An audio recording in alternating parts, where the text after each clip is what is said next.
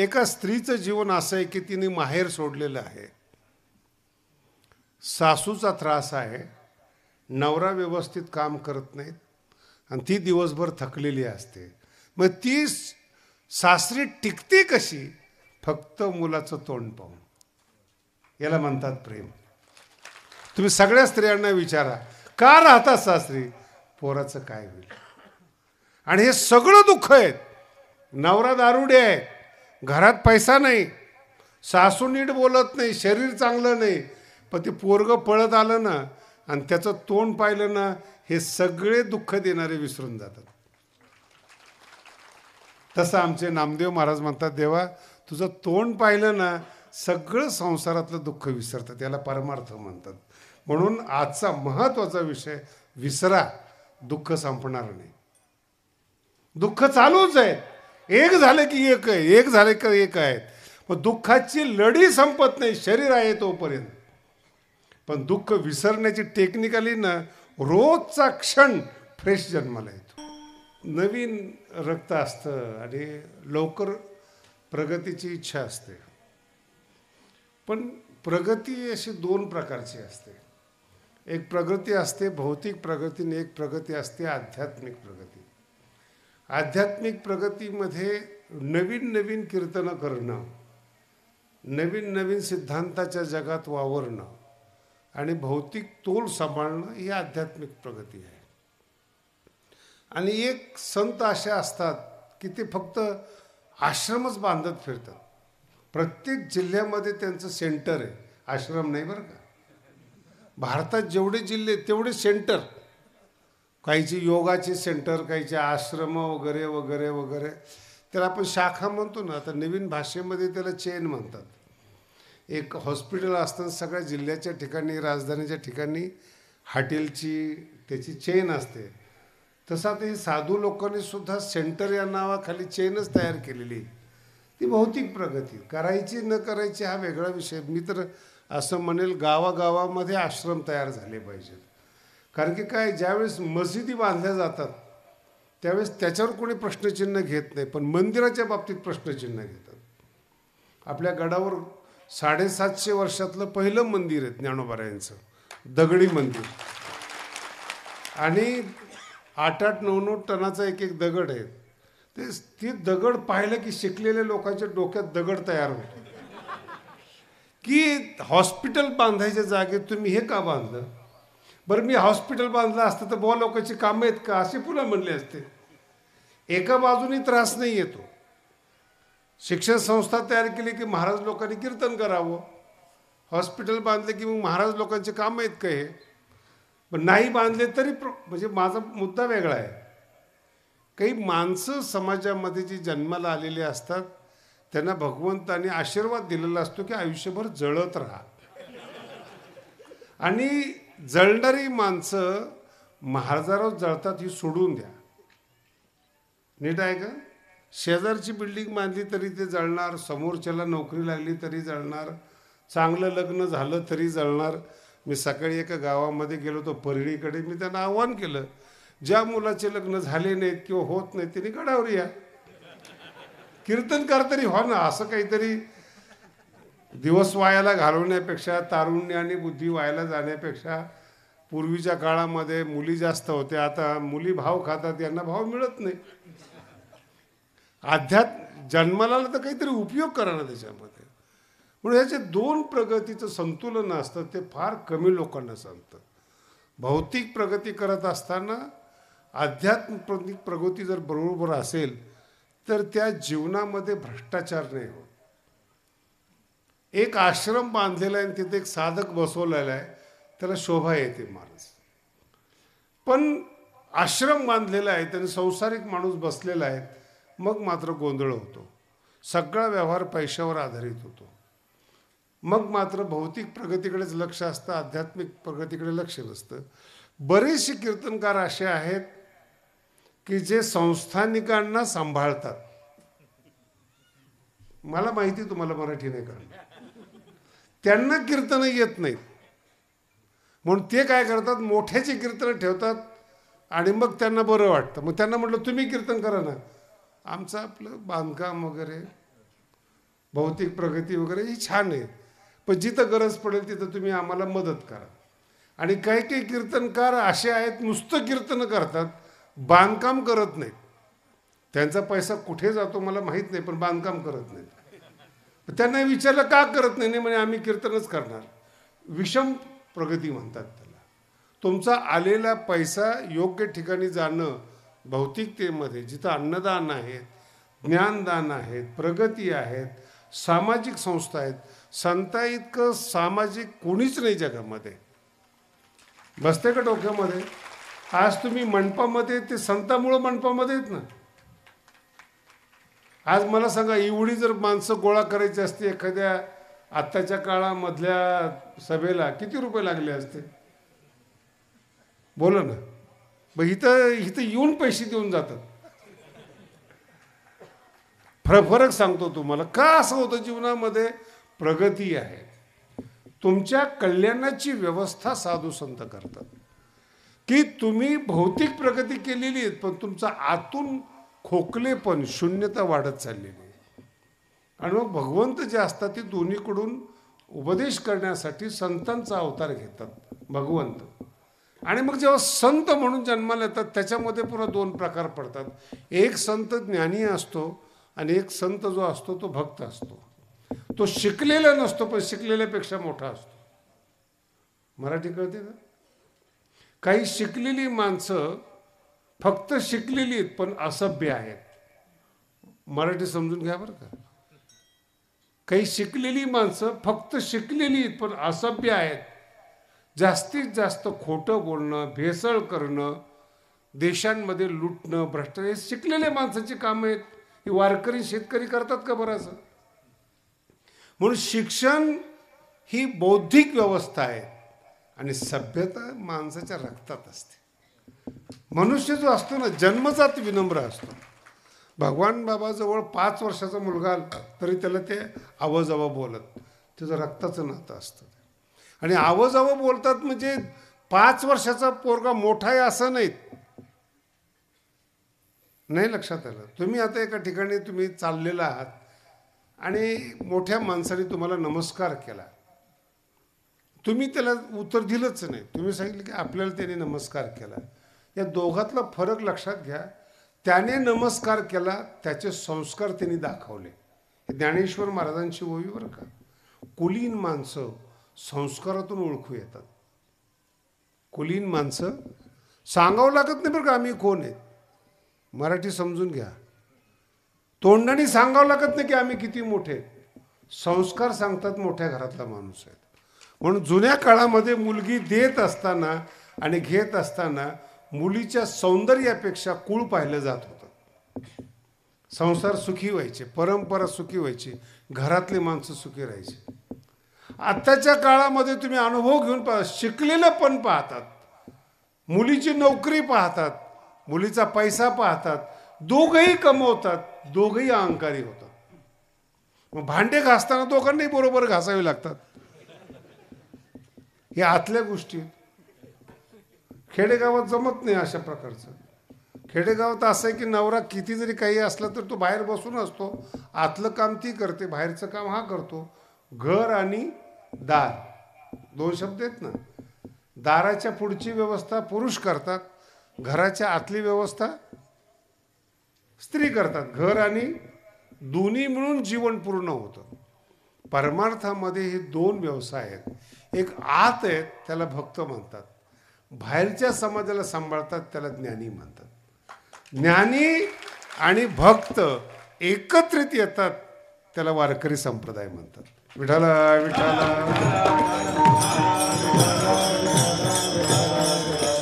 याचं उत्तम उदाहरण म्हणजे माऊली आणि नामदेव महाराज. नामदेव महाराज हे आतल्या घरातले देवाच्या जवळचे आहेत आणि समाजाला सांभाळायची व्यवस्था ज्ञान करतं, माऊली करतात. म्हणून समाज ज्ञानाने सांभाळावा आणि आतलं प्रेम नामदेव महाराजांनी सांभाळावं. यातली एकही गोष्ट कमतरता पडता कामा नये. लहान मोठं नाही म्हणत तुम्हाला.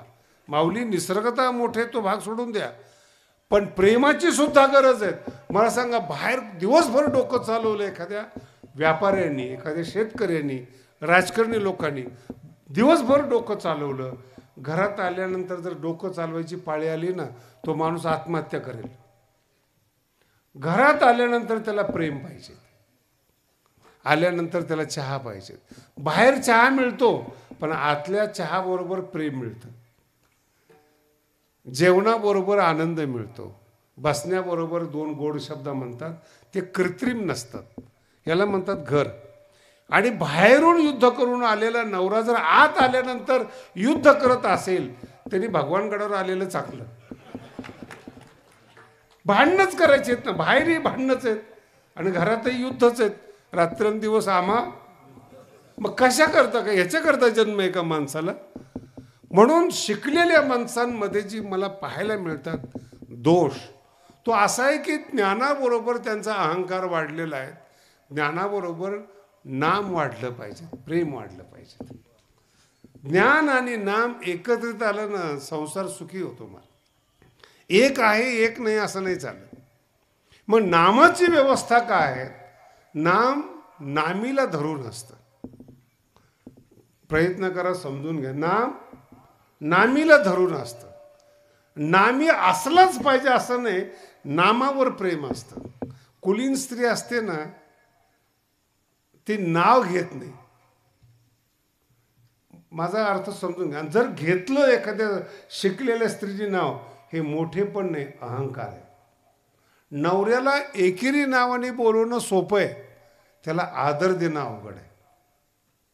एखाद्याचा अपमान करणं सोपं आहे, एखाद्याला लहान लेखणं सोपं आहे, त्याला सन्मान देणं हे आपल्या अंतःकरणाच्या रक्ताचं काम आहे, मोठं रक्ताचं काम आहे. सांगोलेला भगवान बाबा गेले होते, जे मला ऐकायला मिळालं भीमसिंग महाराजाकडून. आणि मोठे मोठे लोक आहेत आपल्या संप्रदायामध्ये, 300-300 वर्षाचे फड आहेत, 200 वर्षाचे फड आहेत. आणि त्या गावातले लोक भगवान बाबाला मानत होते, सांगोल्याचे, पंढरपूरच्या जवळ. आता ते सगळे साधू एकत्रित आले ना, मराठी किती समजते मला माहीत नाही, सगळे साधू एकत्रित आल्यानंतर प्रश्न असतो, पहिला मान कुणाला द्यायचा? जे मान ठेवू नका असे कीर्तनात सांगणारे जे कीर्तनकार आहेत, त्यांच्यामध्ये हा प्रश्न आहे की मान द्यायचा कुणाला, पहिला मान कुणाला द्यायचा. मग आता ते जे घर होतं, ते बाबांचं शिष्य होतं, त्यांनी बाबाला मान द्यायला सुरुवात केली. आणि जुनी परंपरा आहे, कृष्णाला मान मिळालेला आहे अग्र पूजेचा, नाही सहन झाला शिशुपाळाला. असे बरेच शिशु आहेत परमार्थाच्या नावामध्ये. आणि जसं भगवान बाबाला फेटा बांधला पहिला, ते बरेचसे लोक खवळले, महाराज येताना कसं काय पहिला फेटा. बाबांनी फार एक शब्द, बाबा बोलत नव्हते पण बोलले ना, ती जखम जात नव्हती कधी. मान सहन करण्याकरता रक्त मोठं लागतं. बाबांचा शब्द, दुसऱ्याचा मान सहन करण्यासाठी रक्त मोठं लागतं. विठ्ठल विठ्ठल. बरं मला सांगा तुम्ही, हे जे सन्मानाचे शालिया असतात ते कोणत्या कामाला येतात? सन्मानाचा फेटा असेल, कोणत्या कामाला येतात ते? मग त्याच्यावरून भांडणं जे कामाला येत नाही, त्याच्यावरून याला काही शहाणपणा म्हणायचं का तुम्हाला? प्रेम. म्हणून हे दोन गोष्टी, कृष्ण ज्ञानी आहेत, अडकतात प्रेमामध्ये. भगवान श्रीकृष्णाने विश्व तयार केलेले आहेत, पण अर्जुनात अडकतात, योगीमध्ये अडकत नाहीत, ज्ञानी लोकांमध्ये अडकत नाहीत. खूप किचकट लोक आहेत. भगवान बाबांच्या सान्निध्यामध्ये गावठी लोक होते, गावकरी होते, प्रेम देणारे होते, ते शिकलेली लोक, प्रश्न विचारणारे होते. का मान द्यायचा? नको देऊ, तू तर देत नाही ना मान. मला एखादी माऊलीच्या मंदिरासाठी एका गावात वर्गणी झाली मोठी, तर 2-3 शिकलेली माणसं 3 दिवस दारू पित होती. आपल्या गावात एवढा आकडा झाला कसा? खरी गोष्ट आहे, गावाचं नाव सांगत नाही. 3 दिवस दारू पित होते. आपल्या गावात एवढा आकडा झालाच कसा काय? मग काय संबंध याचा? तुम्ही दिला नाही, मग झाला कसा? बरं, दारू पिल्यानंतर तो आकडा काही बंद होणार आहे का? तसंही काही नाही. म्हणजे दुसऱ्याला मिळालेलं धनाचा शिकलेल्या लोकांना त्रास होतो, याला द्वेष म्हणतात. आणि प्रेमळ जे असतात ना, प्रेमळ लोक ही आपल्यामध्ये मग्न असतात. ते कोणाला मान मिळाला, कोण श्रीमंत झालं आणि कोण काय आलं, काही देणं घेणं नाही. आपल्या मस्तीत असतात, ते प्रेमी असतात. कीर्तनात बोलू नये पण मी सांगतो तुम्हाला, शहरामध्ये जर तुम्ही गेले ना तर ते नवीन पोरं पोरी समुद्राच्या किनारे बसलेले असतात. मोठे मोठे अधिकारी कलेक्टर चालत जातात, त्यांना काही देणे घेणं नाही. प्रेमामध्ये एकदा मशगूल झालात ना तुम्ही, तुमच्या शेजारून कोण गेले त्यांना काही देणे घेणं. म्हणजे जाणारी लोक टेन्शनमध्ये. हे काही सभ्यता आहे का? कुठं पिढी गेली? मला एका म्हातारीने सांगितलं, काय महाराज कुठे गेला भारत, कुठे गेली? म्हटलं तुला टेन्शन काय येतं ते मला सांग. मग ही काही सभ्यता आहे का? आमच्या टायमाला असं नव्हतं. म्हटलं म्हणून त्रास आहे का? तुमच्या टायमाला इतकी सूट म्हणून त्रास आहे का? की तुला वय झालं म्हणून त्रास आहे काय? हे करता आलं नाही. अभ्यास का? ती आणि त्या दोघांना काही देणे घेणं नाही. मुंबईमध्ये जाऊन पहा, पुण्यात जाऊन पहा, जे बसलेली जे पोरं असतात त्या आईबापाला जुमानत नाही तुम्ही कोण आहेत हो. कळालं तुम्हाला? ज्यांनी जन्म दिलाय त्यांना सोडून देतात ती लोक. तुम्ही कोण आहात? काय आहात? तुमची योग्यता जळून जळून काय होणार आहे तुमचं? तसं देवावर प्रेम करणारा जो वर्ग आहे ना, त्याच्यावर जळून काय फायदा आहे? अजरामर नामदेव महाराज होतात, नावं ठेवणारे अजरामर नाही होत. अनुभव घेऊन पहा बरं. आता नामदेव महाराजांना विचारलं तुमच्याकडे काय ज्ञान आहेत? नामदेव महाराज म्हणतात माझ्याकडे ज्ञानच नाही. पहिल्या चरणात सांग,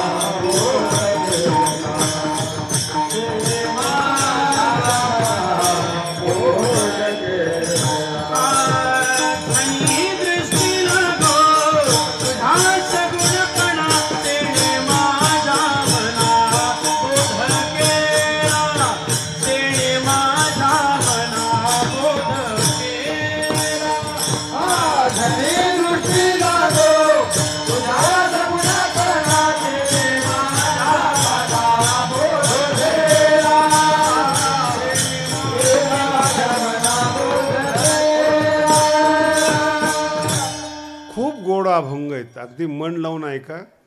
ऐकायला जरी त्रास झाला तरी ऐका. 3 चरण आहेत एकत्र. झणी दृष्टी लागो, तेने माझ्या मना आणि अनंत जन्मीचे विसरलो. हे 3 चरण एकत्र डोळ्या पुढे आणा. पहिलं चरण असं आहे की झनी म्हणजे मात्र. झनी शब्दाचा अर्थ आहे मात्र. माझी दृष्टी तुझ्या सगुणपणाला लागो म्हणजे दुसरीकडे लागू नये. मात्र तुझ्या सगुणपणा, निर्गुण नाही, दिसतोय तू माझ्या पुढं, त्याला दृष्टी लागो. का दृष्टी लागो? या रूपानं मला बोध केला. हा शब्द फार महत्वाचा आहे बरं का. बोध. आताचे एक नवीन शब्द आला, एक्सपायर. कोणाबरोबर तुम्ही काय झालात, काय कशा पद्धतीने आलात, कोणाकडून तुम्ही, आपल्या आता नवीन भाषेमध्ये बोलतात त्याला, कोणाकडून प्रेरणा घेतली तुम्ही, कोण तुमचं प्रेरक आहे. मग याच्याकडे पाहिलं, त्या उद्योगपतीकडे पाहिलं, त्याच्याकडे पाहिलं, अशी प्रेरणा. इथे तोच शब्द आहे. तेने माझ्या मना, मी सगुण रूपाकडे पाहतो. आपणही पाहतो आणि नामदेव महाराज पाहतात. आपण पाहिल्यानंतर तिकडून काही प्रत्युत्तर येत नाही. पण नामदेव महाराज म्हणतात तेने माझ्या मना बोध केला. बोध शब्द फार महत्वाचा आहे बरं का. साधना करून सुद्धा बोध मिळत नाहीत. बोध म्हणजे ज्ञान. त्या रूपाने माझ्या मनाला जे मन चंचल आहे, ऐकत नाहीत, नाही त्या गोष्टीचं चिंतन करतं, त्या मनाला या रूपाने बोध केला, त्याने माझ्या मना. म्हणून आता पुढचा टप्पा फार महत्त्वाचा आहे, तो आपल्या जीवनातला आहे. म्हणून अनंत जन्मीचे विसरलो. हे अनंत जन्म आहे ना, जन्म शब्दाचा अर्थ 1 वर्ष. जन्म शब्दाचा अर्थ काय? 1 वर्ष वारकरी संप्रदायामध्ये. आणि जन्माला जन्मसुद्धा पकडले जातात आणि 1 वर्षसुद्धा पकडलं जातं. ज्ञानोबराय म्हणतात 22 जन्मे म्हणजे 22 वर्ष. बाळछंदामध्ये शब्द आलेला आहे. 22 वर्ष म्हणजे 22 जन्म. दर एका वर्षाला 1 जन्म मानला जातो आणि अनंत जन्म मागचे पण गृहीत धरले जातात. तर असं का म्हटलेलं आहे? तुम्ही माझ्या समोर बसलेले आहात, विशेष करून बाया आहेत, तुम्ही दुःखच विसरत नाही महाराज. कीर्तनं ऐका, महाराजाच्या पाया पडा, देव उघडून पाण्यात ठेवा, काही फरक पडत नाही. कारण काय, तुम्हाला बोधच नाही आहे. किती वर्षाचं दुखणं असू द्या, तुमच्या डोक्यामध्ये फिट बसलेलं असतं. लहानपणी यांनी मला शिवी दिली होती, बरोबर आहे का? अनंत जन्मीचे विसरलो नाही विसरत तुम्ही. पिढ्यानपिढ्याचं जे वैर आहे त्याचा अर्थ काय होतो? हाच अर्थ आहे. आमचे वैर आहेत आणि तुम्ही वैर विसरत नाही. तुम्ही आमची मित्रता आहेत पिढ्यानपिढ्याची. असे दुःख आहेत, शेजारच्याने दुःख दिलं, भावाने दुःख दिलं. आणि नवरा जरी एकत्र राहत असले ना, तरी त्या नवऱ्याला माहिती की किती दिवसाचं बायको लक्षात ठेवते, बरोबर आहे का? विसरतच नाहीत आणि नवऱ्याला आठवत नाही. बाहेरून वैतागलेला असतो आणि हिच्या डोक्यात पक्का असतं 4 भिंतीच्या आत. तुम्ही मागच्या 10 वर्षापूर्वी मला असं बोलले होते. ह्याला राहतं का लक्षात 10 वर्षापूर्वीचं? 10 दिवसाच्या अगोदरचं लक्षात राहत नाही ते. आणि लक्षात राहत नाही म्हणून राजकारणाची चांदी. तुम्ही जर त्यांचे सगळे लक्षात ठेवले असते आणि विसरले नसते ना, निवडूनच दिलं नसतं कोणाला. 10-5 वर्ष झालं, गोष्ट जुनी झाली की लगेच तुम्ही विसरून जाता. जाऊ दे, झालं गेलं तर पुढचं बघू. तुम्ही विसरताय हे पक्क माहिती आहे लोकांना, म्हणून जग चाललेलं आहे. पण ज्यावेळेस तुम्ही घरात एकत्रित राहतात, सासू सुना असतील, नवरा बायको असतील, बाप लेक असतील, विसरत नाहीत. आणि विसरणं इतका गोड शब्द आहेत महाराज. तुम्ही परमार्थात सगळे शब्द तुकोबारायांचे ऐका, विसर या शब्दावरच सगळं आहेत. देहाचा विसर, हे शरीर आहे याचा सुद्धा मला विसर पाहिजे. विठ्ठला विठ्ठला.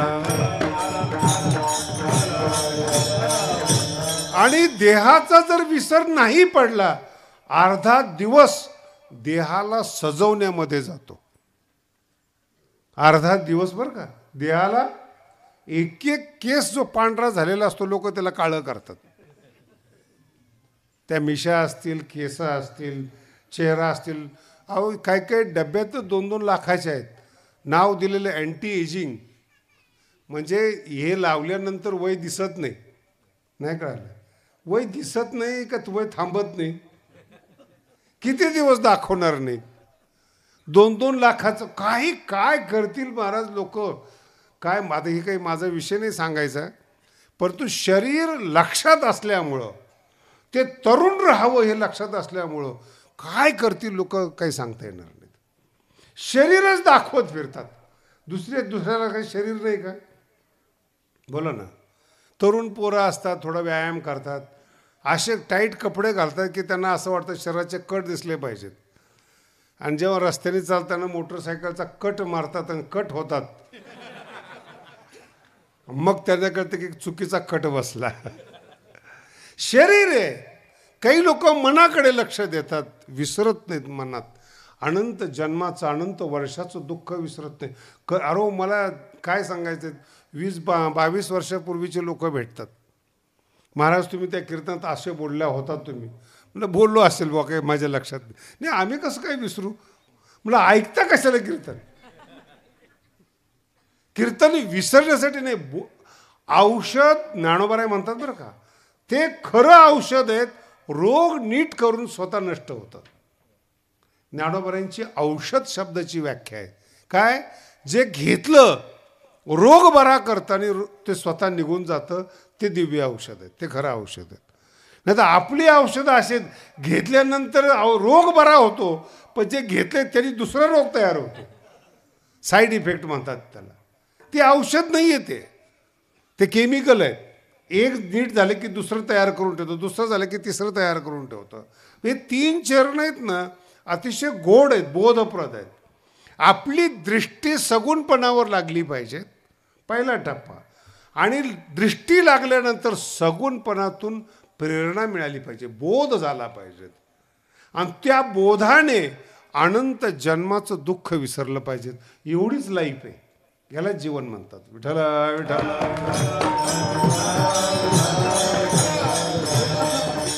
विसरत चला, आनंद कमी होणार नाही. विसरत चला, रोज विसरा काय झालं ते. आनंद कधी कमी पडत नाही, फ्रेश लाईफ राहते विसरण्यामध्ये.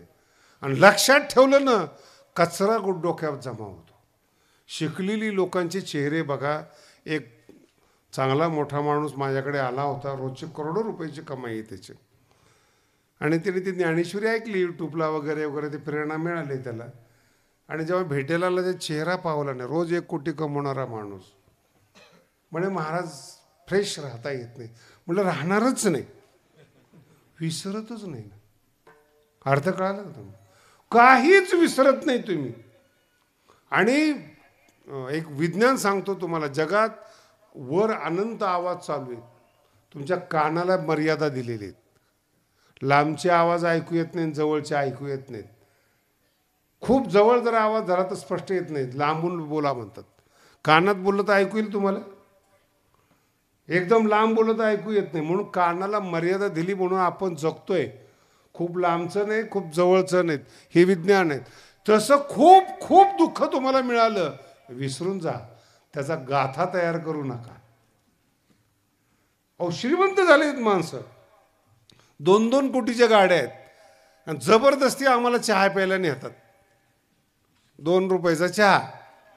आणि मग त्यांची हिस्ट्री ऐकून घ्यावी. आम्ही लहानपणी खेडेगावात होतो महाराज, काय सांगायचं, आलो इथून अशी प्रगती केली, आता 2 कोटीची गाडी आहेत, बंगला आहेत. आम्ही काय ऐकावं? अनंत जन्मीचे विसरलो. बर याला कळत नाही. असे हजारो लोक आहेत जे शून्य होते, महान झाले. तू एकटा नाही आहे. अच्छा, दुसरा प्रश्न आता. खूप पैसा कमवला, खर्चच करत नाही. पैशाचं ओझं असतं ते.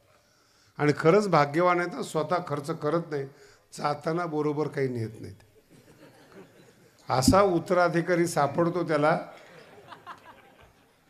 आता बिचारा कष्ट करतोय आमचा महाराज. पण उत्तराधिकाऱ्याची एवढी चंगळ असते महाराज, आयत्या पिठावर.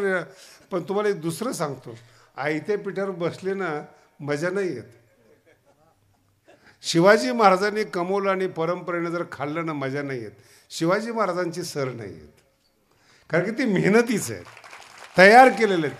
त्यांची प्रॉपर्टी तुम्हाला मिळू शकते, त्यांचं नाव नाही मिळू शकत. भगवान बाबांनी नाव कमवलेत, दुसऱ्याला नाही कमवता येणार. त्यांच्या नावावर जगता येईल. नाव कमव, मजा नाही येत ना त्याच्यामध्ये.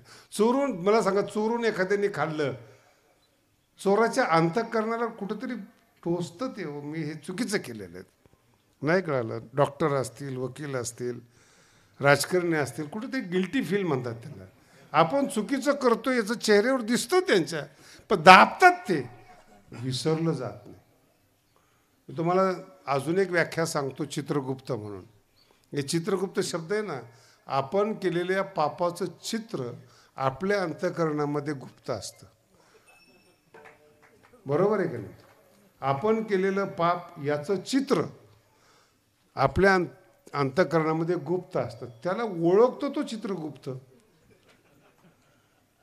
जगाला ओळखू येत नाही, पण तुम्ही पाप विसरत नाही. ते सलतं महाराज. माझा शब्द नीट आहे का? सलनं म्हणतात त्याला, सलनं. आणि सलनं असं असतं, वर हसताय तुम्ही आनंदाने, आणि पायामधला काटा सलतोय तुम्हाला. कारण की हसता हसता सुद्धा तुम्हाला कळतंय पायामध्ये दुःख आहे. विठ्ठला विठ्ठला. मराठी कळते ना? वर प्रसन्न आहात पण पायातला काटा तुम्हाला विसरू देत नाही की मी चलतोय म्हणून. तसं जीवन श्रीमंतीनं भरलेलं आहे पण केलेल्या पापाचा काटा सल मारतोय. हे सगळं चुकीच्या पद्धतीने आलेले ते सलतंय महाराज. जगद्गुरु तुकोबाराय असो, संत असो, ते सांगतात आम्ही विसरलो. का विसरलो? त्याने माझ्या मना बोध केला. हा फार महत्वाचा शब्द आहे. जो बोध संत देतात तोच बोध सगुण भक्तीमध्ये आपल्याला सापडतो. पारमार्थिक लोकांना विशेष करून सूचना आहेत, गळ्यात माळ घातल्यानंतर हा दिवस आपल्या जीवनात आला पाहिजे. त्याने माझ्या मना बोध केला. बोध केला सर शब्द नाही आला, परमार्थ चुकीचा आहे तुमचा. किती लोकांना सांगा काही फरक पडत नाही त्याचा. बोध केला हा शब्द फार महत्वाचा आहे. आता एक 10-15 दिवस यात्रा झाली माझी जपानमध्ये. काय देश आहेत महाराज ते. भरलेलं जे पाकिट आहे ना पैशाचं, असं पडलं तर कुणी उचलत नाहीत महाराज. आज जपानमध्ये रस्त्याचे नियम तोडत नाहीत, बिना मेहनतीचं जगत नाहीत, म्हणून देश मोठा आहे. 1500 भूकंप एका वर्षाला होतात जपानमध्ये. किती? 1500 भूकंप होतात. आणि एवढी इमानदारी त्या देशामध्ये. दुःखच नाही कुणाला, क्राईमच नाहीत. मुली व्यवस्थित आहे, मुलं व्यवस्थित आहेत, चोर नाही, चोरी नाही. नाही कळालं. रस्त्याचे नियम चांगले, सगळे समाधानी लोक आहेत. का? बोध केला. जन्माला आल्यापासून त्या राष्ट्रातल्या माणसांनी राष्ट्रभक्तीचा बोध केला. जीवन कसं जगावं. आणि आपले पोरं आईबाप बघा, ते खोटं बोलतात, ते दारू पितात आणि पोराला सांगतात ग्लास घेऊन ये. सुरुवातीला ते ग्लास आणतं, नाही कळालं. सुरुवातीला ग्लास आणतं, नंतर ग्लास सोडतच नाही. आणि मग आती झाल्यानंतर मग महाराज याला माळ घाला. बोललो असतो तुम्हाला आता. अगोदर तू ग्लास आणायला लावलास, बिघडवलं तू. त्याने माझ्या मनात घरच्या लोकांनी खोटं बोलण्यावर गर्व केला. माझा मुलगा किती सफाईनं खोटं बोलतो, किती सफाईनं. अहो ते तर जाऊ द्या महाराज, तर बोलू नये कीर्तनामध्ये, पण ठीक आहे. बापांनी मुलाला कॉप्या पुरवणं किती पट शोभतं मला सांगा बरं तुम्ही. त्याने माझ्या मना चिठ्ठी दिली 10वी पा, आणि बापच पैसे भरायला तयार होतो. किती लागतात बोला. आमच्या पोराला नोकरी लागली पाहिजे, किती पैसे भरायचे. सरकार भ्रष्टाचार करतं का तुम्ही करायला लावता? तुम्ही प्रेरणा देताय, आम्ही तुम्हाला पैसे देतो, बेकायदेशीर काम करा. त्यांना सवय तुम्ही लावतायत. त्याने माझ्या मना बोध केला, करा करा, आम्ही आहेत पैसे द्यायला. आपण चुकीची व्यवस्था जन्माला आलो, चुकीची व्यवस्था लावतो. आपल्याला जगण्याची माहिती नाही आहे. माझा अर्थ लक्षात ठेवा काय बोललो तुम्हाला. म्हणून प्रेरणा देणारं स्थान पाहिजेत. अशा घरात जन्माला यावं माणसांनी जिथं संस्कार लागले पाहिजेत. हरिदासाची घरी मज उपजवा जन्मांतरी. विठ्ठला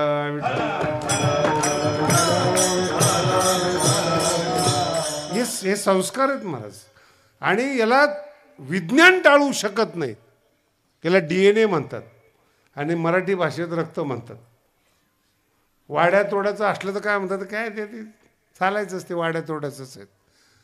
ज्ञानोबांनी सांगितलं कुलीन घर विनम्र असतं, रक्तात असतं. ते विनम्रता त्याच्या रक्त शब्दाचा अर्थ DNA, परंपरा. भक्तीसुद्धा रक्तात पाहिजे महाराज. वाढल्या कोळी चांगल्या घरात जन्माला आला होता, मध्यंतरी बिघडला, चांगली संगत मिळाली, पूर्वपदावर आला तो. रक्त चांगलं होतं. पण जे जे काही रक्त खराब असलं ना, आता हे बोलू नये कीर्तनामध्ये, काही काही बाया फार हुशार असतात. एका बाईने मला सांगितलं, महाराज या घरातली जनच अशी आहे, ती आपल्यावर नाही घेत. मी मुलाला शिक्षण देण्याचा प्रयत्न केला, पण घराचं जन म्हणजे संस्कारच असे आहेत. मी कितीही जरी मुलाला चांगलं केलं तर पुरुषाची परंपरेचे संस्कार चुकीचे आहेत. काय काय शब्द पहा कसे. आणि याला आपल्या भाषेमध्ये बीज तैशी फळे येती तया. एकच आंबा असतो, 10-15 झाडं असतात आंब्याचे, पण माहिती असते की हा आंबा गोड आहे, दुसरा आंबा नाही आहे का? बोला ना. सगळीच माणसं बसलेली आहेत आपल्यामध्ये, हाच माणूस चांगला का? माणसं म्हणून सगळीच आहेत, पण हाच चांगला का? त्याने माझ्या मना तोच सुधारला. बाकी सगळे आंबट राहिलेत, बाकी सगळे कच्चे राहिलेत. त्याने माझ्या मना. म्हणून आपल्या जीवनामध्ये भक्ती करत असताना त्याचं रिझन पाहिजे. किती दिवस झाला आपण माळ घातली, आपल्या विचारात बदल का नाहीत? आपल्याला प्रेरणा का नाही मिळाली? आपण दुःख का विसरू शकत नाहीत याची आपण चर्चा केली पाहिजे. त्याच्यासाठी कीर्तन आहे. विठ्ठला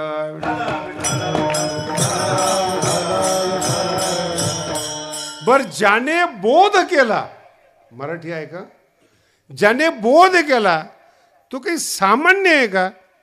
तिसऱ्या चरणात सांगतात, योगियांचे धारी धारा तुळसी, योगियांचे धारी धारा तुळसी, योगियांचे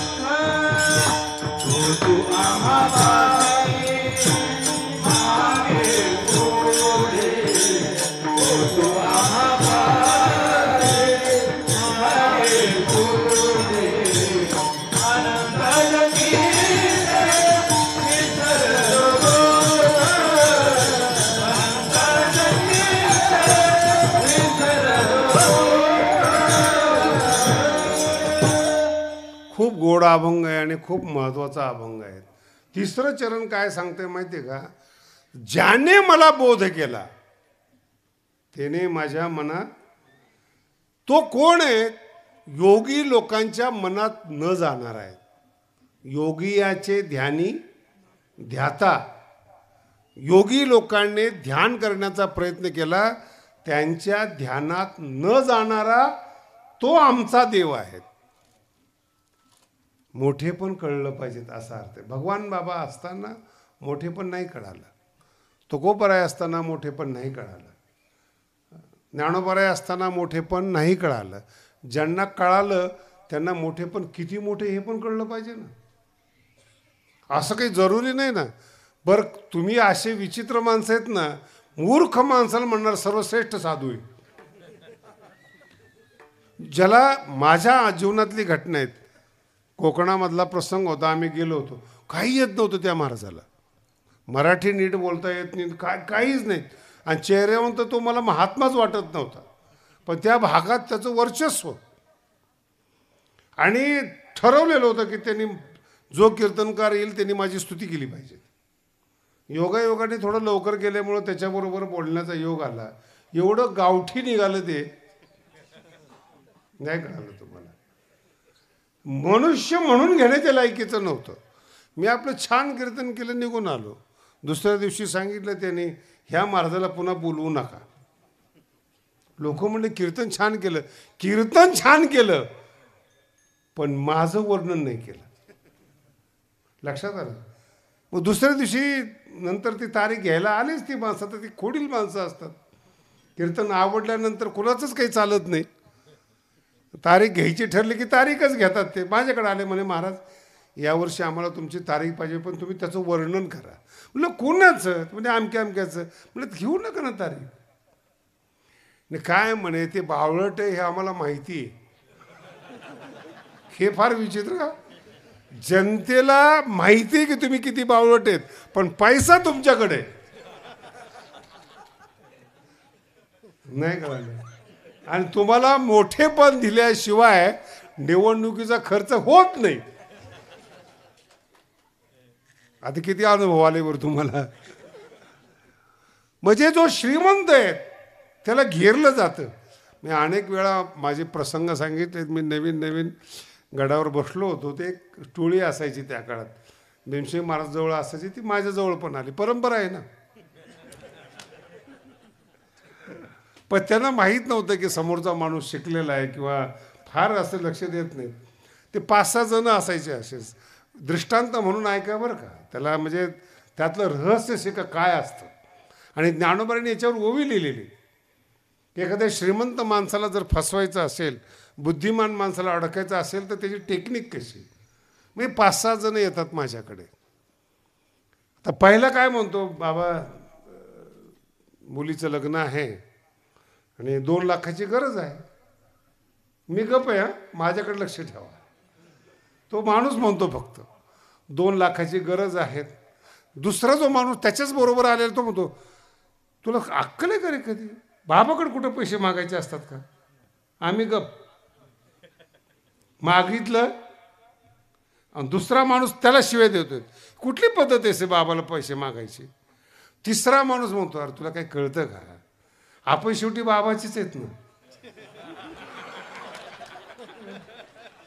आपण बाबाकडे रडायचं नाही तर कुठं रडायचं? मी गप. याच्याकडे लक्ष ठेवा. तिसरा माणूस, आपण कुणाकडे रडायचं, त्याच्यावर कशाला रागवतो, त्याला आज अडचणीत येतो. मग चौथा माणूस, कधी देणार सांग. मग प्लॅनिंग कसं असतं बघा. कधी देणार सांग. मग तो म्हणतो कापसावर देईल किंवा आमकं काय असेल त्याच्यावर देऊ किंवा हे गेल्यावर देऊ. 5वा माणूस म्हणतात, देणार का नक्की? कारण की बाबाचा पैसा आहे तो बुडवायचा नसतो आणि तो पैसा कधीच कामाला येत नाही, उद्ध्वस्त करतो. आम्ही गप. आणि 6वा माणूस, त्यांचा जो बॉस असतो, बाबा देऊन टाका. काय म्हणतात ते, बाबा मी काही बोललो.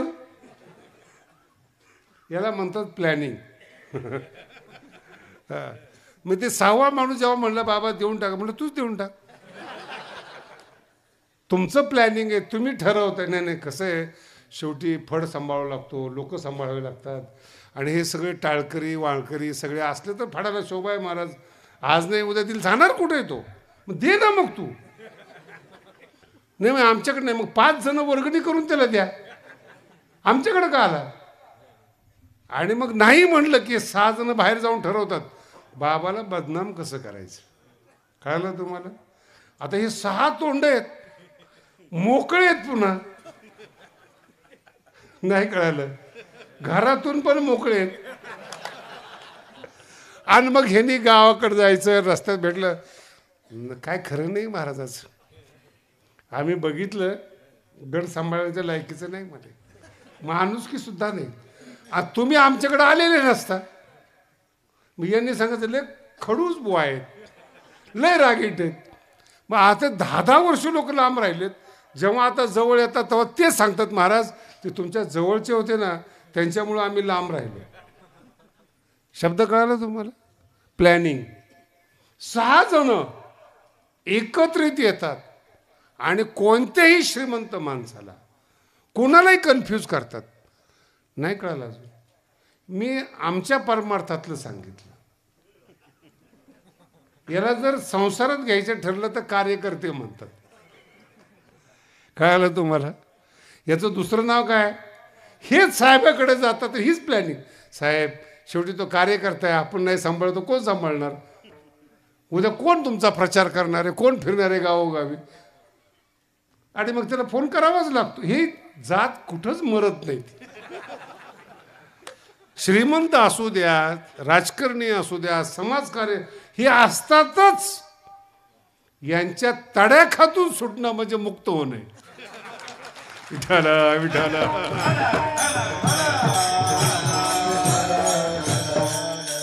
हे तुमच्या अजून इथपर्यंत लक्षात आहे. याचा पुढचा टप्पा सांगतो मी तुम्हाला.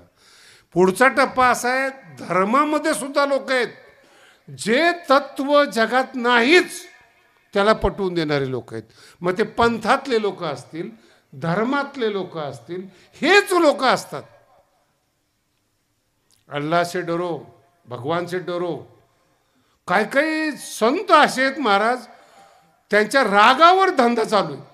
शाप देतात. नाही कळालं? मराठी कळते तुम्हाला? ज्या संताचा ना आपला संबंध नाही त्यांनी आपल्याला काय शाप द्यावा? कधी डोकं लावलंय तुम्ही? का घाबरता तुम्ही? तुम्ही काय टेन्शन घेताय तुम्ही? त्याच्यामुळे तर धंदा चालू आहे. काहीच केलं नाही तुम्ही, पण शाप देतील लगेच घाबरता तुम्ही. खुदा से डरो. अरे तो प्यार करने वाला है, प्रेम देणारा देव आहे. त्यांनी जन्माला घातलंय आपल्याला. बाप कधी रागवतो का? बोला ना. संत कधी रागवतात का? पण ही मधली माणसं आहेत ना, अशी प्रतिमा तयार केलाय भगवंत नरकात घातल्याशिवाय राहणार. अहो भीक जरी नाही दिली ना तर रस्त्यातला भिकारी म्हणतो, हे तुझं कल्याण होणार नाही. यार तुझं झालं नाही, रस्त्यावर भीक मागतो तरी शाप देतो. आणि तुम्ही म्हणताय नाही द्यायला पाहिजे 2 रुपये. आता तो दारू पितो ना त्याची. मराठी समजून घ्या काय बोललंय. याला संत नाही म्हणत महाराज. अनंत अपराध संत सहन करतात आणि तरी तुम्हाला कुरवाळतात, त्याला संत म्हणतात. किती चुकू द्या, काही करू द्या, संत रागवत नसतात. रागवत नसतात तेच संत आहेत. नाहीतरी काम क्रोध तर गेले पाहिजे ना. ज्याचा क्रोध गेला नाही त्याला संत म्हणणार का तुम्ही? शब्द लक्षात ठेवा काय बोललो. म्हणून माऊली जे म्हणतात ना तुम्हाला समजून सांगतात, कसंही असा तुम्ही जवळ येण्याचा प्रयत्न करा. म्हणून माऊलीने असं सगळ्याला जवळ घेतलं. या रे लहान थोर, या रे लहान थोर, या रे लहान थोर, याची भलती नारी नर, याची भलती नारी नर, याची भलती नारी नर, याची भलती नारी नर. करावा विचार, करावा विचार, करावा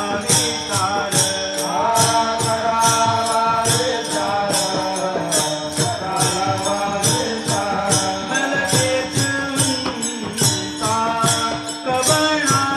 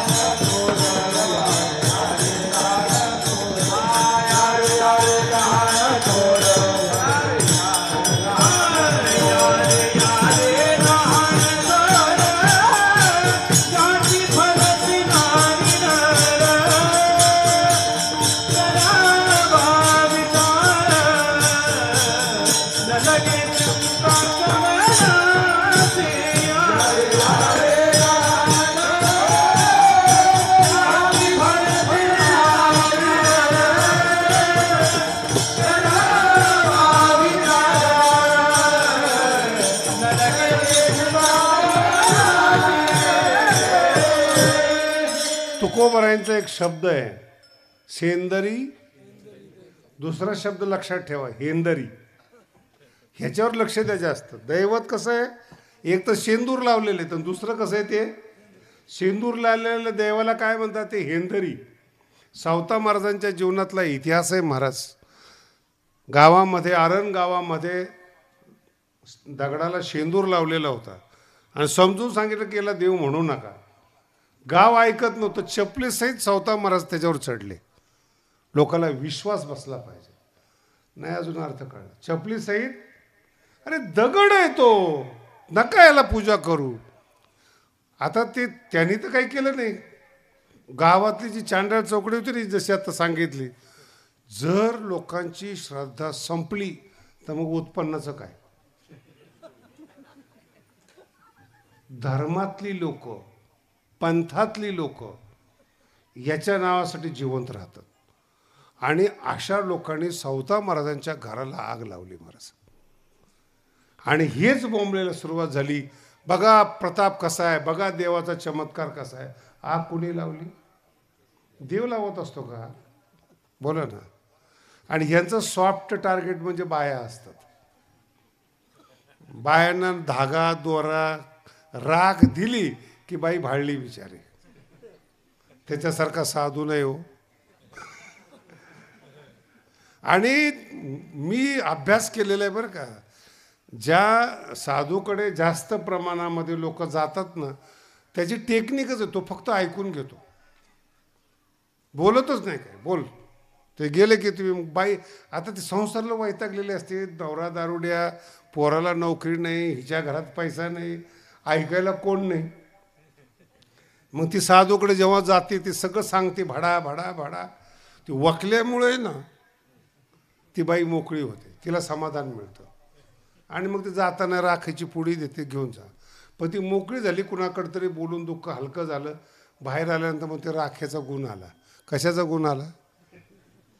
बोलूच दिलं नाही कोणी, ऐकणारच कोण नाही. साधू लोकांच्या टेक्निक नुसतं ऐकून घेतात. जो डॉक्टर ऐकून घेतो ना तो सगळ्यात चांगला. तरी पाण्याचं इंजेक्शन कधी येणार? काय काय लोक म्हणतात नुसती गोळी देतो त्याचा गुण येतो. काय गुण येतो? किंवा ऐकून घेतो. दुसरे जे तयार झालेले डॉक्टर असतात ना, ते रिपोर्ट पाहतात, त्या पेशंटला बोलतच नाहीत. रिपोर्ट पाहतात, इंजेक्शन देतात. खाली सगळं घेऊन आल्यावर म्हणतो का डॉक्टर आहे का, किती कडू डॉक्टर आहे म्हणतात. एक शब्द बोलला नाही, काय झालं काय नाही हे पण नाही विचारलं. अरे गुण येतो का नाही ते बघ ना. तो काही त्याचा नातेवाईक आहे, काही सोयरी करायला गेला होता तिथं, बोललाच पाहिजे. आणि सगळ्यात जास्त ही समस्या माझ्याबरोबर येते. शिकलेली माणसं गडावर येतात आणि मी भेटत नाही.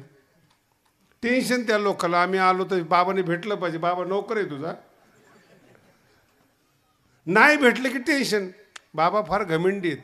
मग आता गडाचा मालकाने घमिंडी नाही राहायचं काय, विनम्र राहायचं काय? तुमचं कल्याण करण्याकरता तुम्ही जाताय, त्याचं मोठेपण कळलं पाहिजे.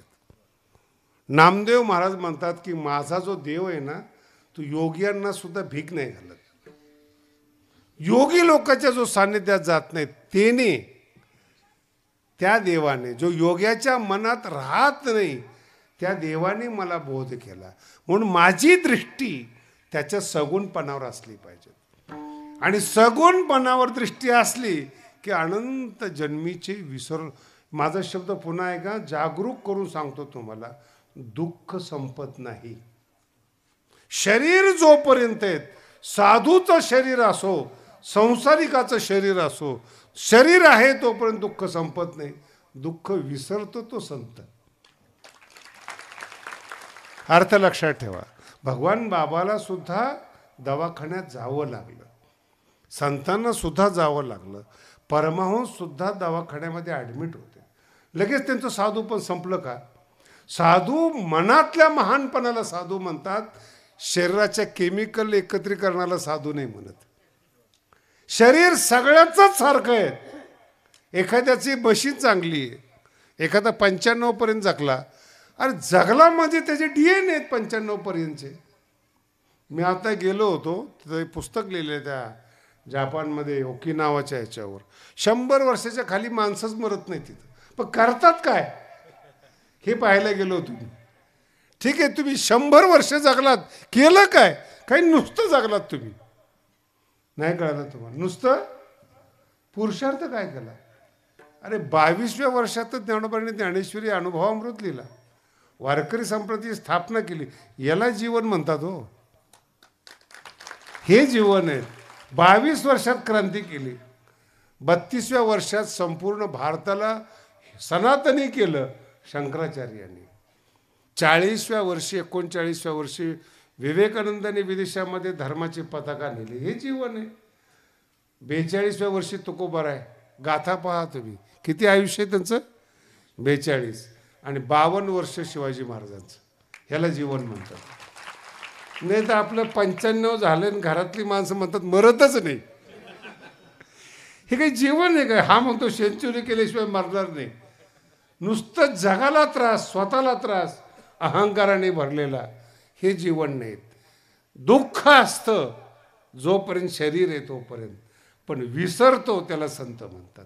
अनंत जन्मीचे, काय शब्द बघा ना, अनंत जन्मीचे, अनंत वर्षाचे, शरीराचे, अनंत प्रकारच्या दुःखाचे, अनंत दुःखाचे. पाहता तुझे मुख पांडुरंगा, पाहता तुझे मुख, पांडुरंगा, पाहता तुझे मुख, पांडुरंगा,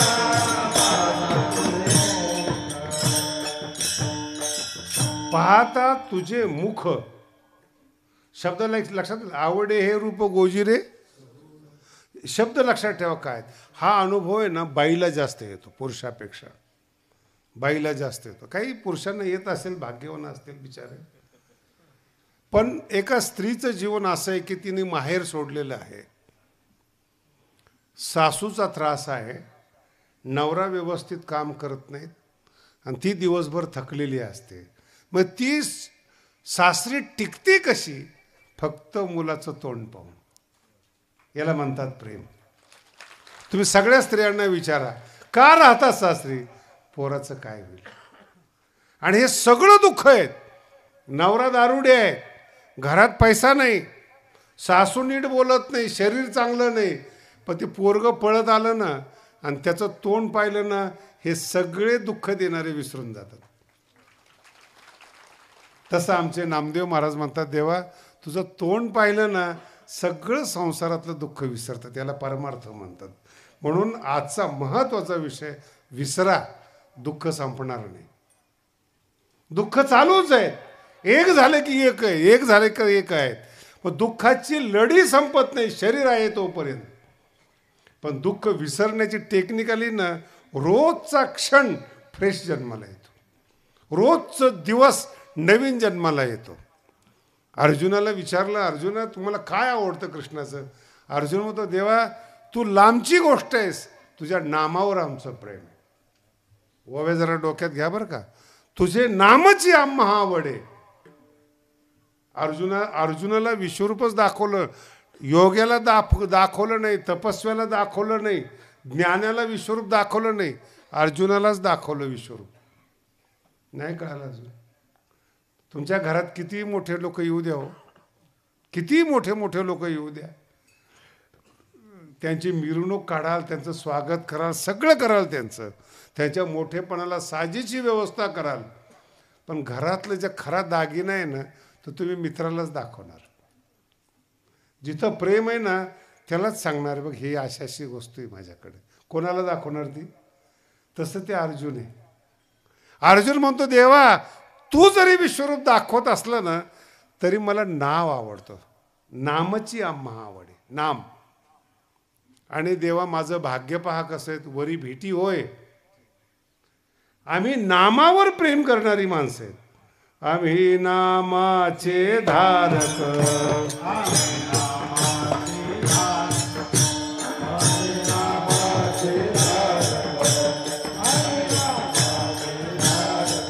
देनो प्रकार निक,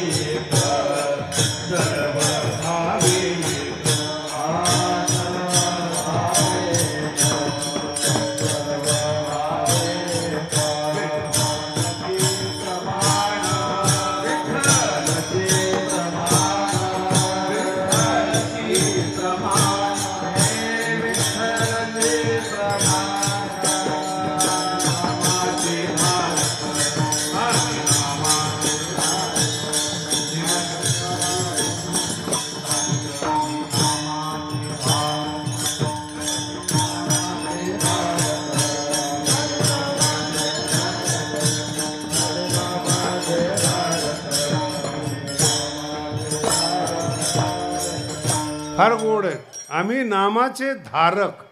शब्द आहे का? नाम जपणारे नाहीत, नाम चिंतन करणारे नाहीत, नाम धारण करणारे शब्द आहेत. ही फार अवघड गोष्ट आहे. आम्ही नामाचे धारक आहेत, हा फार महत्त्वाचा शब्द आहे. नामाला आम्ही अधिष्ठान आहेत, आम्ही नाम धारण करतो. आपण नामस्मरण करतो, नामचिंतन करतो, नामजप करतो. अर्जुन असं नाही म्हणत. आम्ही नामावर प्रेम करणारी माणसं. वर तू जवळ येतोस, बोलतोस आमच्याशी, भेटी होय. ज्ञानोबा अर्जुन म्हणतो भेटी होय. आणि नुसतं भेटी होय नाहीत, दोन गोष्टी आनंदाच्या सांगतो. शाळेतून जर पोरगं आलं आणि मांडीवर बसून बडबड करायला लागलं ना, त्या बडबडीमध्ये ज्ञानापेक्षा जास्त सुख आहे. कारण की ती बडबड प्रेमाची आहे. नाही कळालं? मग ती मांडीवर बसलेलं पोरगं जेव्हा शाळेतली बडबड करतं ना, त्यातलं काही आईच्या लक्षात राहत नाही. पोरगं बोलते एवढंच लक्षात राहतं. ह्याला म्हणतात प्रेम. जगद्गुरु तुकोबाराय, नामदेव महाराज सगळी प्रेमळ मंडळीत. ते काय ज्ञान देतात याच्याकडे लक्षच नाही. त्याने माझ्या मनात बोध केला म्हणून आम्ही दुःख विसरलो. तुकोबारायांचं दुःख कमी होतं का नामदेव महाराजांचं दुःख कमी होतं? आपली वेळ संपत आली ना, ते यांचे दुःख सांगितले तर ग्रंथ होईल. घरात खायला अन्न नाही आणि अभंगाची श्रीमंती पहा किती मोठी श्रीमंती आहेत. हे संत आहेत आमचे. आपण पैसे तर ठेवतोच ठेवतो, पण इतके जमा करून ठेवतो की ते आपल्या कामाला येत नाही. तरुण पण पैसे कमवण्यामध्ये घालतो आणि म्हातारपणात ते उपयोगाला येत नाही. चुकीचे शर्ट घालता येत नाही, चुकीचे कपडे घालता येत नाहीत, तर म्हातारपणामध्ये चुकीचं वागता येत नाही. आणि तरुण पण बघा म्हाताऱ्याला चळ लागला. काय म्हणतं? कमवलेलं कोणी आहे? पोरच म्हणतात. तुम्हाला शोभतं काही असं वागायला? माझा अर्थ लक्षात ठेवा. कमवलंय कोणी? कमवच्या टायमाला खाल्लं नाही, खायच्या टायमाला कमवता नाही आलं. शब्द लक्षात ठेवा. विसरायला शिका.